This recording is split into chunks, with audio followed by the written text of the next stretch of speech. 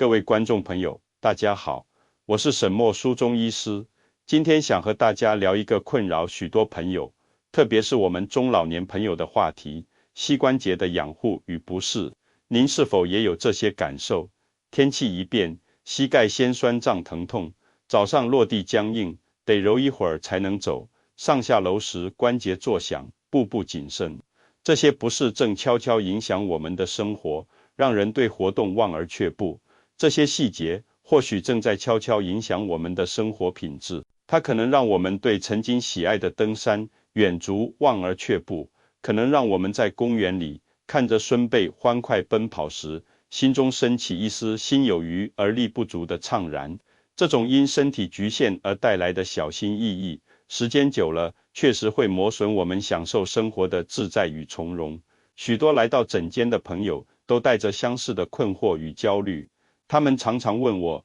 沈医师，我这膝盖是不是必须吃那些广告很多的营养补充品，或者要去打针注射？更严重的，是不是只能考虑置换人工关节了？首先，请大家先不要过于焦虑。今天，我最想传递的一个核心观念是，呵护与改善膝关节的关键钥匙，往往不在外部那些看似直接，有时却价格不菲的干预手段里。真正的转机很可能就蕴藏在我们自己的身体之中，在于我们日常如何理解、使用和保养它。在深入分享具体方法之前，我想邀请大家做一个简单的小互动。如果您的膝关节也时常受到酸、麻、胀、痛，或特别怕风怕冷、晨起僵硬的困扰，请您在影片下方的留言区打一个数字1。这个小小的动作不仅能让我更了解大家的需求，也能让有同样感受的朋友们看到彼此。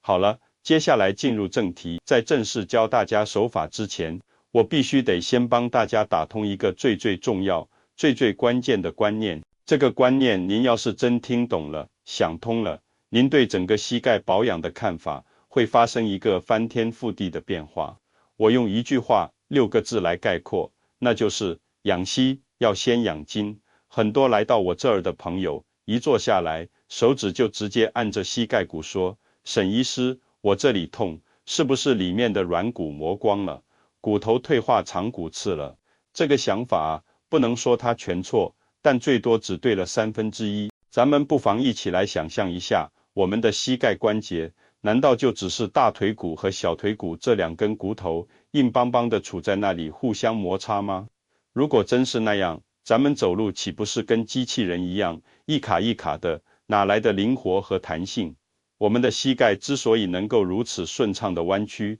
伸直，甚至做一些轻微的旋转，靠的是什么？靠的就是包裹在骨头外面那些像强力橡皮筋、像坚固缆绳一样的组织。在中医里，我们把所有这些柔软而有韧性的组织统称为筋。用现在大家比较熟悉的解剖学名词来说，就包括了肌腱、韧带、关节囊，还有包裹着它们的那层筋膜。这些筋是干什么用的呢？它们的职责就是牢牢地把我们的骨头抓住、稳定住，把关节包裹在一个正确、安全的位置上。您可以把它们想象成膝盖这个精密部件自带的高级避震系统和安全带。当您的筋是健康、强壮、充满弹性和活力的时候，它们就能稳稳地固定住关节，并且把咱们走路、上下楼梯、起身坐下时产生的冲击力给有效地吸收、缓冲掉。这样一来，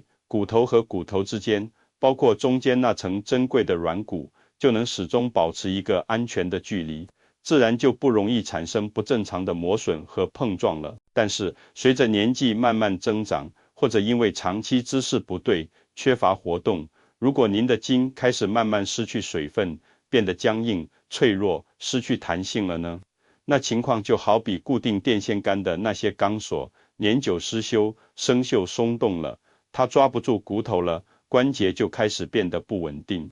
您走起路来，可能会感觉膝盖里头有点松松垮垮，晃来晃去，不那么踏实。关节一旦不稳定，里头的骨头和软骨在活动时，就会产生各种不该有的、错位的撞击和摩擦。今天磨一点，明天撞一下，日积月累，什么无菌性炎症啊、疼痛啊，乃至骨质增生，也就是骨刺和软骨磨损，就全都跟着来了。所以您看，这下明白了吧？很多膝盖退化的根源，往往并不是骨头本身先老了，而是守护骨头的这些筋率先疲劳、衰老、失去功能了。这就好比一栋房子，主结构的梁柱其实还很结实，但是固定梁柱的那些关键铆钉和结构松掉了，整栋房子能不摇摇晃晃变成危楼吗？那么下一个问题自然就来了，为什么咱们身体里这些好端端的筋会慢慢变老、变硬呢？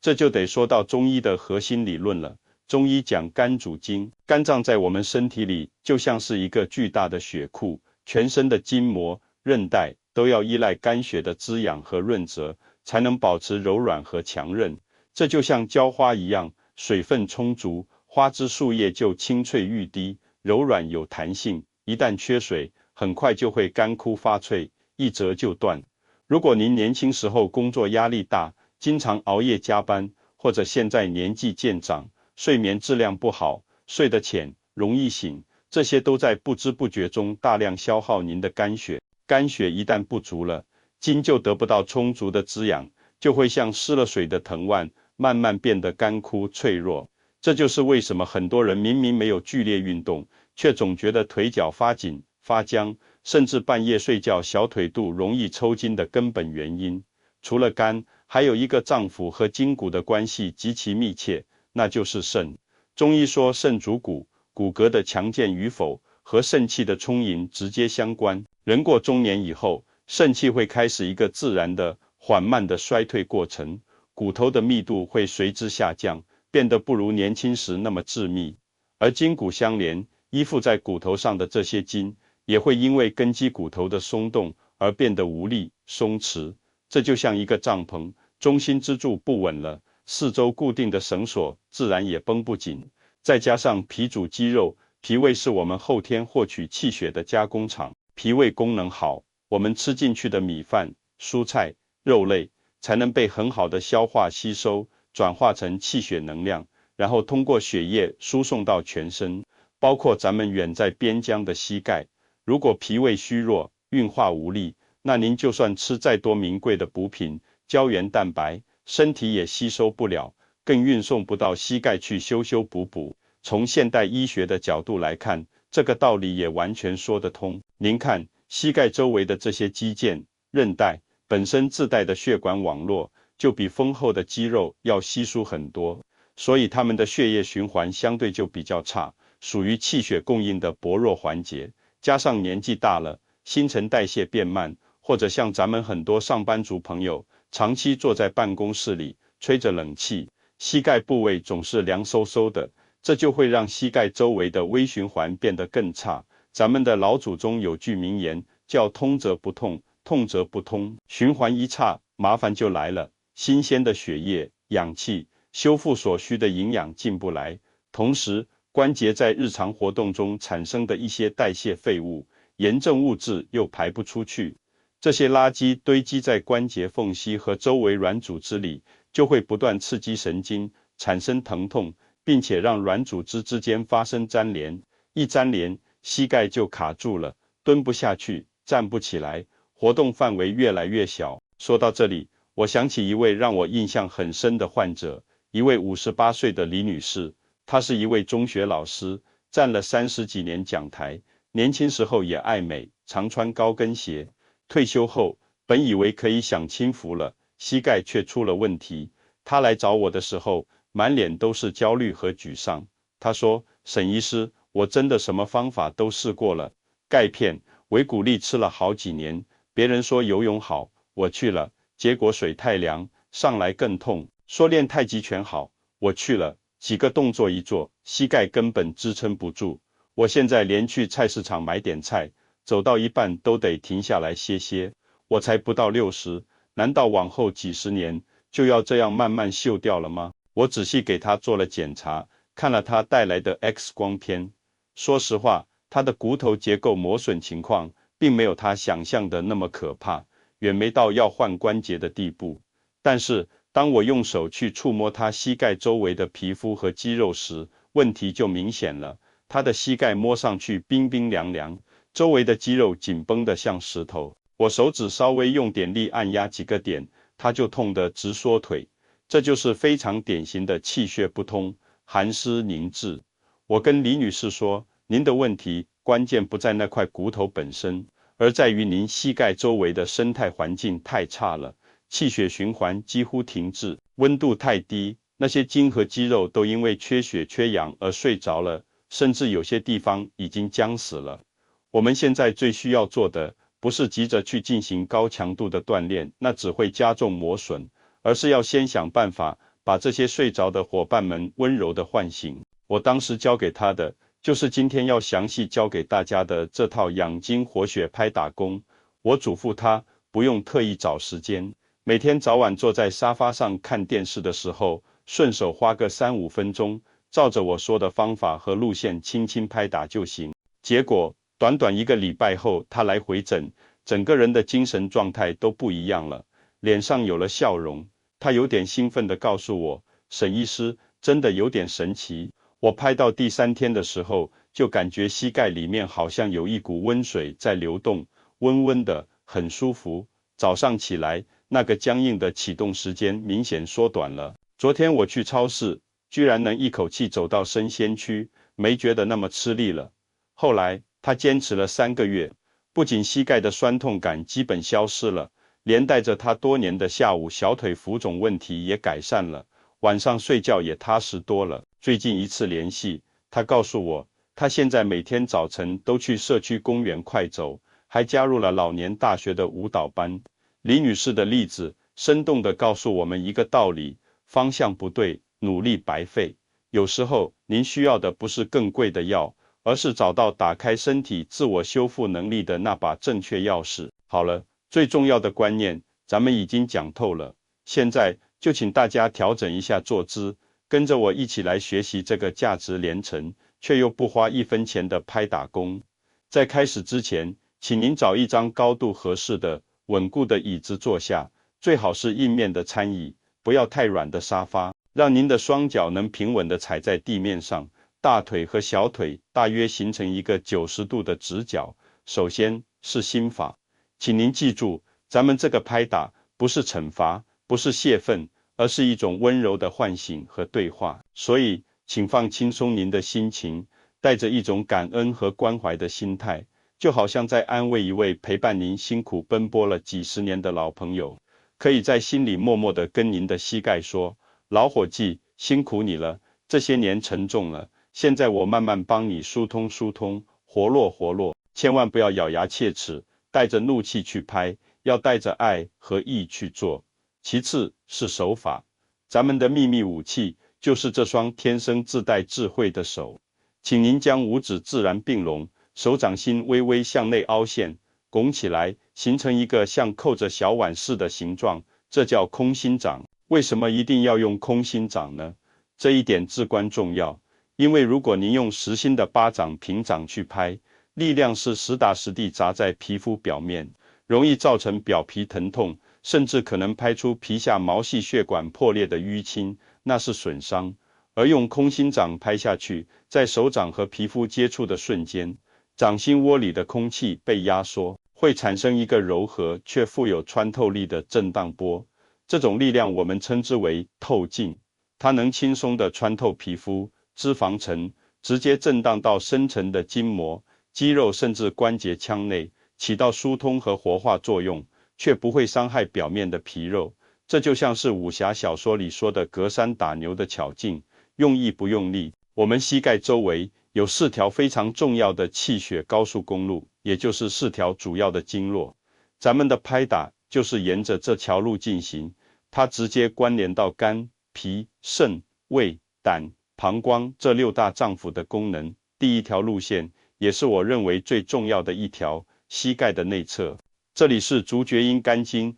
足太阴脾经和足少阴肾经这3条大经络交汇经过的地方。咱们前面说了，肝主筋，脾主肌肉，肾主骨，把这3条经络拍通了，就等于从源头上给膝盖的筋骨肉输送气血和能量。在这条线上有一个至关重要的穴位，叫血海穴。怎么找呢？您坐在椅子上，把您一只手的掌心劳宫穴盖住同侧腿的膝盖骨髌骨，五指朝上自然张开。这时候，您大拇指指尖自然落在大腿内侧的那个区域，按压下去会有明显酸胀感的地方，就是血海穴。听名字就知道，它是气血汇聚的海洋。动作要领：从大腿正面那块最厚实的肌肉骨四头肌开始，由上至下，经过膝盖骨髌骨周围，不要直接重拍骨头，一路拍到小腿正前方那块硬硬的骨头胫骨旁边的肌肉胫骨前肌。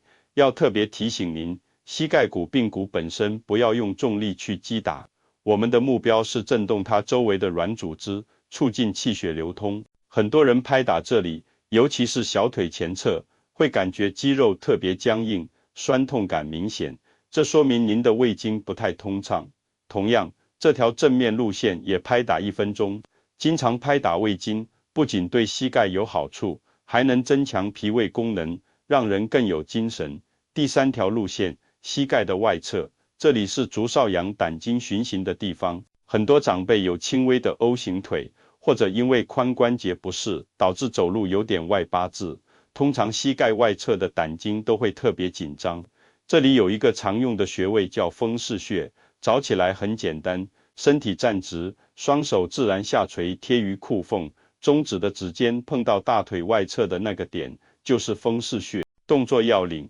从大腿外侧的裤缝线差不多就是风市穴上下开始，一路向下拍，经过膝盖外侧，直到小腿外侧，拍打胆经，不仅能放松膝盖外侧的紧张，对于改善坐骨神经的放射痛、髋关节的酸痛也很有好处。特别是那些总觉得大腿外侧到小腿侧面有麻木感的朋友，这里可以多拍。这条路线同样拍打1分钟左右。第4条路线，膝盖的正后方，这里就是我们的膝盖弯，医学上叫腘窝。这里是足太阳膀胱经和肾经分支经过的地方。膀胱经是人体循行范围较广的一条经络，这里有一个比较重要的穴位，叫委中穴，就在腘窝横纹的正中央，同时它也是缓解膝盖后侧拘紧、疼痛的常用穴。很多朋友说，下蹲时感觉膝盖后面有根筋绷得特别紧，甚至疼，问题就出在这里。动作要领：因为位置在后方，拍打时可以稍微侧一下身体，或者把要拍的那条腿的脚尖点起来一点，让膝盖弯稍微暴露出来，然后用空心掌去拍打整个腘窝区域。如果觉得用手掌拍不方便，也可以改用双手手指的指腹环绕住膝盖，用中指重点点按揉压尾中穴，直到产生明显的酸、麻、胀感。外侧和后侧加起来，总共拍打1分钟。但是有几点非常重要的注意事项需要交代清楚，这关系到效果和安全，请大家务必放在心上。第一，力道一定要循序渐进，千万不要一开始就用大力，先从很轻的力度开始，就像轻轻拍掉衣服上的灰尘，让皮肤和神经适应这个刺激，然后慢慢增加力度，以自己感觉舒适、有深层的震动感，皮肤微微发热发红为标准。记住，我们是在做养护。对于骨质疏松比较明显的长辈，力度更要轻柔，以震动感为主，而非打击感。第二，拍打之后，务必喝一杯温水，拍打会加速局部乃至全身的气血循环，这时喝大约200毫升的温开水，不要太烫，能帮助身体代谢。切记，千万不要喝冰水、冷水，因为拍打后毛孔和毛细血管处于开放状态，这时候灌入冰水，寒气容易侵入，反而不好。第三，选择合适时间，推荐2个时段，一是早上起床后，经过一夜的静止，关节容易僵硬，此时拍打3-5分钟，能促进气血流通，让您一天的活动都更轻松。二是晚上洗澡后，此时身体温暖，血液循环加快，趁热打铁进行拍打，能很好的放松一天累积的疲劳，缓解膝盖的紧张感，还有助于提升睡眠质量。第四，正确看待皮肤反应。有些朋友拍打后，皮肤上会出现红色、紫红色的斑点，甚至小片状的淤青，这通常表示体内有寒气或湿气被排出，是气血开始疏通的表现。一般3-5天就会自行消退，不用担心。但如果出现大面积严重的青紫、肿胀，那肯定是用力过猛了，需要暂停拍打，等淤血消散后再继续，并注意减轻力度。第5，注意特殊情况。如果您膝盖部位的皮肤有破损、溃疡、湿疹，或者有非常严重的静脉曲张血管凸起，或者您正处于怀孕期，那么请避开这些部位，不要拍打。如果有任何不确定的健康状况，比如有出血性疾病等，请务必先咨询医生。当然，除了拍打，日常养护也很重要。在日常饮食上，我也给大家一些简单实用的建议，辅助调理。1、多吃天然胶质食物。2、适当吃些酸味食物。3、深绿色蔬菜要保证。4、推荐一款家常的强筋健骨茶。各位朋友，我们的膝盖默默陪伴我们走过了几十年的风雨路程，它承载了我们身体的全部重量，也承载了我们为生活奔波的辛劳。我们年轻时常常忽略它，透支它。今天它用疼痛向我们提示，其实是在提醒我们，主人，我累了，我饿了，我需要滋养，需要流通了。请不要把这种疼痛简单的视为敌人，试图去掩盖它，那只是暂时回避，问题依然存在。从今天开始，请您试着换一种方式，去倾听身体的声音。当您举起手，准备拍打膝盖的时候，请在心里注入您的关怀与感谢，哪怕每天只有这短短的3分钟。这份持之以恒的心意和正确的引导，您的身体一定能敏锐地感知到，并且会用逐渐增加的轻松、灵活和力量来回馈您的这份爱护。好了，朋友们，今天的分享就到这里。方法看似简单，但真正有益身心的智慧，往往就藏在最朴实无华的生活细节里。如果您觉得今天的内容对您或者您关心的人有一点点的帮助和启发，请您帮我点个赞，也可以转发给您身边正在为膝盖问题烦恼的家人、朋友。您这一个温暖的小小举动，或许就能给他们带去一份新的希望，改善他们往后的生活品质。请记住，衰老只是一个数字，而健康的活力永远掌握在我们自己手中。祝福大家双腿有力，步履轻盈，健康自在过好每一天。我们下期再见。